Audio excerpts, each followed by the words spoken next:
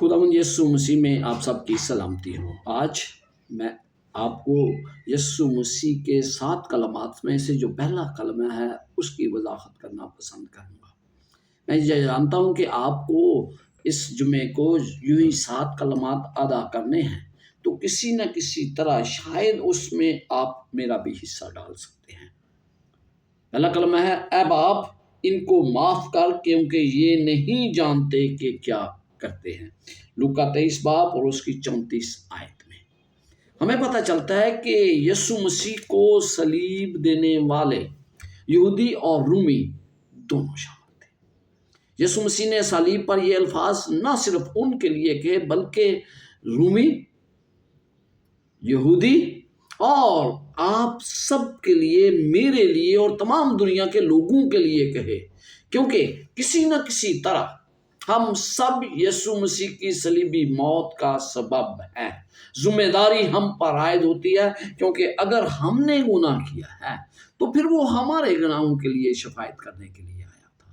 اگر وہ میرے اور آپ کے گناہوں کے لیے شفاعت کرنے آیا تھا تو پھر یقیناً میں اور آپ اس کے کسی نہ کسی طرح ذمہ دار ضرور ہیں۔ یسوع مسیح نے کوئی شکایت نہیں کی۔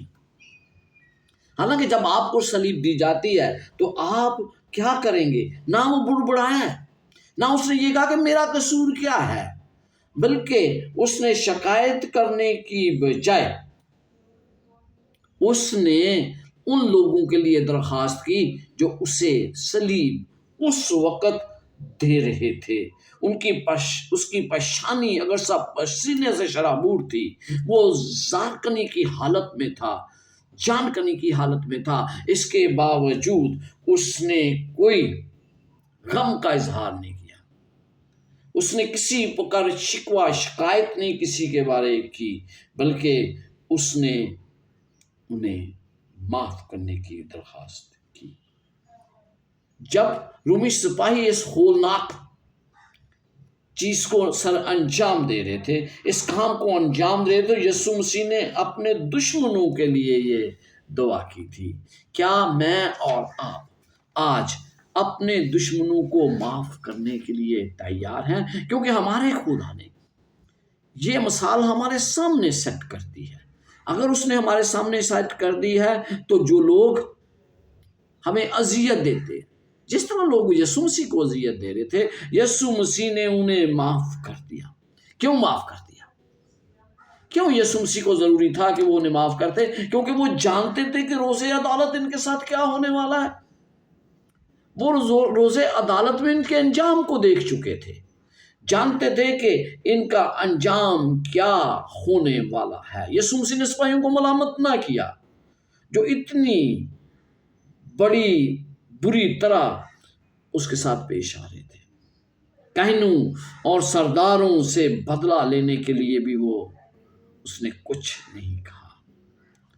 وہ یہ بھی نہیں کہہ رہا تھا، وہ انہیں کچھ نہیں کہہ رہا تھا جو یہ سوچ رہے تھے کہ یسوع مسیح کو صلیب دینے کے ذریعے ہماری بہت بڑی کامیابی ہے۔ آج جب لوگ مسیحیوں کو اذیت دیتے ہیں تو وہ سوچتے ہیں کہ ہماری کامیابی ہے، لیکن کامیابی یسوع مسیح کی تھی، اور اس کے باوجود اس نے کہا باپ ان کو معاف کر کیونکہ یہ نہیں جانتے کہ کیا کرتے ہیں۔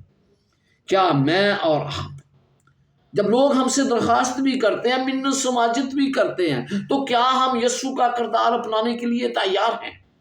کیا ہم ان کے انجام کو اچھی طرح جانتے ہیں کہ ان کا انجام کیا ہونے والا ہے؟ اگر ہم ان کے انجام کو جانتے ہیں، اگر یہ جانتے ہیں کہ ان کے ساتھ کیا ہوگا، تو پھر مجھے اور آپ کو انہیں معاف کرنے کے لیے ہر وقت تیار ہونا چاہیے۔ وہ یہ جانتے نہیں تھے وہ کس ہستی کو اتنی آزارسانی پہنچا رہے ہیں۔ شاید آج لوگ یہ نہیں جانتے کہ وہ آپ کو کس طرح کیوں آزارسانی دے رہے ہیں، کس وجہ سے دے رہے ہیں۔ وہ انجام سے ناواقف تھے اور وہ جانتے نہیں تھے کہ ابدی تباہی سے بچانے والا یہی ہے، یسوع مسیح ہے۔ بہت سے لوگ جو آج آپ کو آزارسانی دیتے ہیں یہ نہیں سوچتے کہ آپ کے پاس زندگی کا اور نجات کا پیغام ہے، اس لیے ان کو معاف کرنا ضروری ہے۔ वो यहूदियों की जहालत से वाकिफ थे कि उन्हें पता नहीं है, लेकिन रूमी हुकूमत भी उनको मारने में पेश थी। और फिर हम देखते हैं कि उन्होंने इसकी वजह से भी उनके लिए कोई बुरे ख्यालात का इजहार नहीं किया। दर हकीकत दोहा जो है वो गुफ्तगू थी जो यीशु मसीह अपने बाप से इन गुनाहगारों के लिए कर रहे थे कि खुदाओं ऐ बाप इनको माफ कर, क्योंकि ये नहीं जानते कि क्या करते हैं। क्या हम दूसरों को माफ करने के लिए तैयार हैं? जब उन्हें कीलों से सलीब पर जकड़ा जा रहा था तो जोरावर लोग, बड़े बड़े जोरावर लोग उसका तमस्कर उड़ा रहे थे। यहूदी लोग तमस्कर उड़ा रहे थे, रूमी लोग तमस्कर उड़ा रहे थे, बहुत बड़ी भीड़ उसका तमस्कर उड़ा रही थी। लेकिन इसके बावजूद यीशु मसीह ने उनसे बदला ना लेने की सोची। पिलातुस ने एक कोशिश जरूर की, लेकिन पिलातुस ने ही उसके सलीबी मौत पर दस्तखत भी कर दिए। अजीजो, पिलातुस ने एक कुतबा 3 ज़बानों में लिखकर लगाया, अबरानी, यूनानी और लातीनी में। उसमें क्या लिखा था? यीशु नासरी यहूदियों का बादशाह। इससे क्या पता चलता है? इससे अजीजों ये पता चलता है कि यहूदी लोग वो लोग थे जो ये कह रहे थे कि कैसर के अलावा हमारा कोई बादशाह नहीं। रूमी हुकूमत ने और पिलातुस ने इसके जरिए अपना बहुत बड़ा मकसद हासिल कर लिया। उन्होंने ये जाहिर कर दिया कि अगर कोई भी अपने आप को यहूदियों का बादशाह कहेगा तो उसके साथ यही सलूक किया जाएगा। यहूदी बाद में इसको समझे कि पिलातुस ने क्या लिखा है, और वो दरखास्त करने लगे कि ये ऐसा ना लिखा जाए, बल्कि ये कहा कि ये कहता है कि मैं यहूदियों का बादशाह। यहूदियों का बादशाह उन्होंने उस वक्त कैसर को तस्लीम कर लिया था जब उन्होंने यीशु मसीह को सलीब दे दी। मसीह की सलीबी मौत पर दुख सहने से बहुत सी पेशनगोइयों की तकमील भी हुई। मेरे अजीजों, हम उन पेशनगोइयों के गवाह हैं कि किस तरह खुदावंद यीशु मसीह अपने कहने के मुताबिक जी उठा।